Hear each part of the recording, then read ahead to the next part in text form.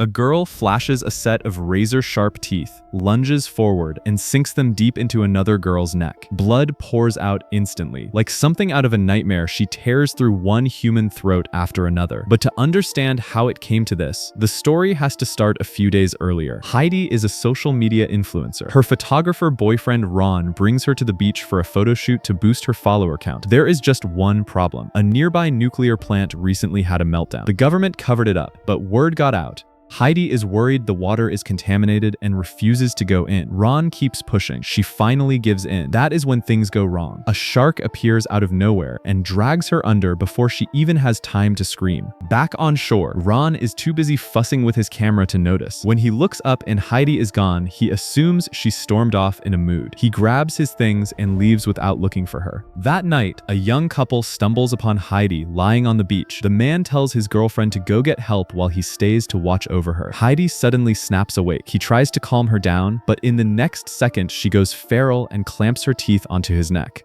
When the girlfriend rushes back, her first thought is that he is cheating. She gets closer and realizes something is very, very wrong. Heidi has grown a full set of shark teeth. Before the girlfriend can even scream, both of them are dead. With her hunger satisfied, Heidi returns to normal, but she is terrified. One shark bite, and now she is a monster. She panics and rushes home. Ron does not even ask where she has been. Later that night, Heidi suddenly feels sick and vomits everything up. Buried in the mess is a set of car keys.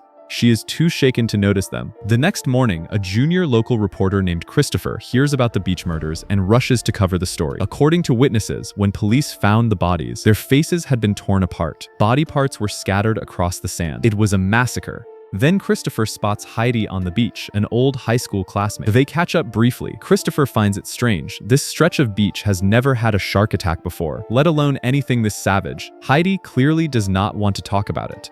She turns and walks away so fast she does not notice her wallet drop. Later that day, Heidi arrives at a villa for a photo shoot, only to find that Ron has brought another girl, Gina. Gina moves fast and makes her position clear immediately. She tells Heidi with a smirk that shooting with her is a step up and that Heidi might even pick up some of her followers for free. Heidi holds her anger together. That restraint only encourages Gina to push further. She barges in during makeup and tells Heidi her look is outdated.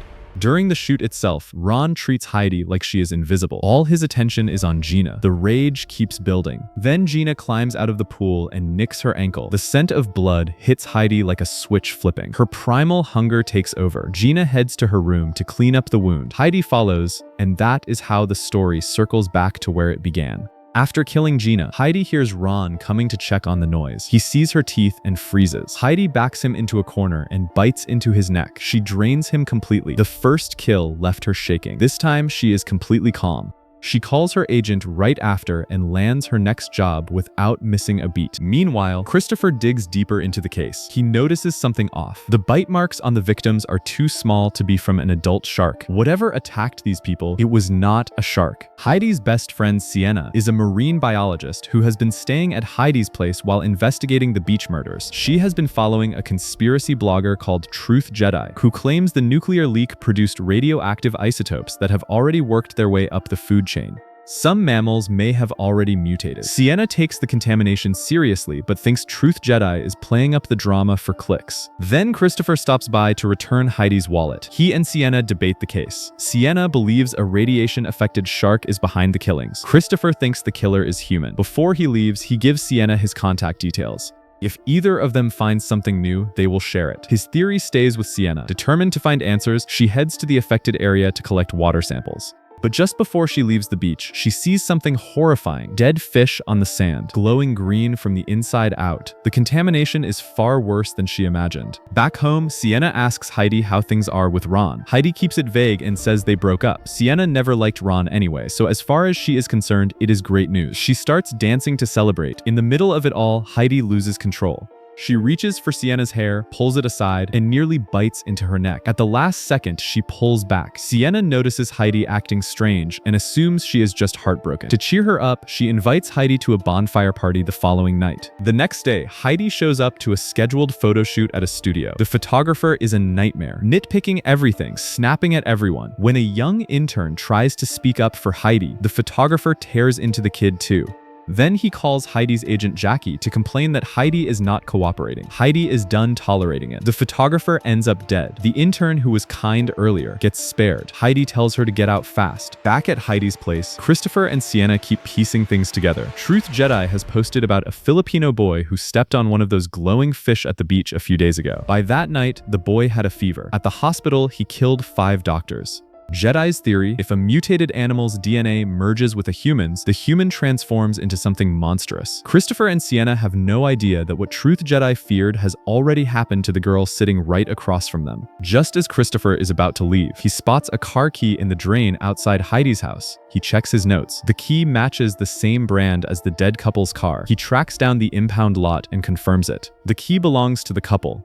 It is hard to believe that Christopher is certain Heidi is connected to their deaths. He calls Sienna, no answer. It is early evening. Sienna is at the bonfire party with Heidi and her younger brother Sam. Sam cannot stop staring at Heidi. Sienna catches the look in his eyes and pulls Heidi aside to warn her, but it is already too late. Heidi is running on instinct. She lures Sam away to a quiet corner and begins to hunt. Sam thinks he is about to get lucky. He never sees it coming. Christopher arrives just in time and pulls Sienna aside. He tells her everything. Every death, every murder, every drop of blood, it is all Heidi. Sienna refuses to believe it. Then Sam's scream cuts through the night. They follow the sound and find Heidi pinning him to the ground. Sienna tries to run to him. Christopher pulls her back. Sam is already gone. He tells her that if she goes, she dies too. He drags her away from the scene. At dawn, they track down Sienna's college professor, Rick Tavern. They tell him everything. Rick listens, then pulls out an antitoxin. He says it can reverse Heidi's mutation, but first they need a sample of her blood to activate it. It is a dangerous ask, but for Heidi and for everyone else, they agree to try. Rick gives them one tip. The nose is a mutant's weak spot. Touch it, and the creature goes unconscious for a few seconds. That is their window. They sneak into Heidi's place, moving carefully. Heidi's hearing is razor sharp. She senses them the moment they step inside. Sienna tells her they found a cure. Heidi does not want one. She says she has evolved into the apex predator on this planet and that it feels incredible. There is no reasoning with her, so they do not bother. Sienna distracts her and touches her nose. Heidi drops. Christopher moves in fast, jabs a needle, and draws a full vial of blood. They get out clean. They rush back to Rick. He is dead, shot in the head. Christopher looks at the scene. This is not Heidi's style. Someone else is involved. They activate the antitoxin on their own and slip into a nearby warehouse after dark. Sienna pours fish blood on the ground to draw Heidi in. While they wait, they make a pact. If the cure does not work, they will do what they have to do. Heidi shows up. They split up and move into position. Sienna keeps the antitoxin hidden behind her back and slowly walks Heidi toward a preset trap. When the moment is right, Christopher springs it from the shadows, but they have underestimated her. She breaks free instantly.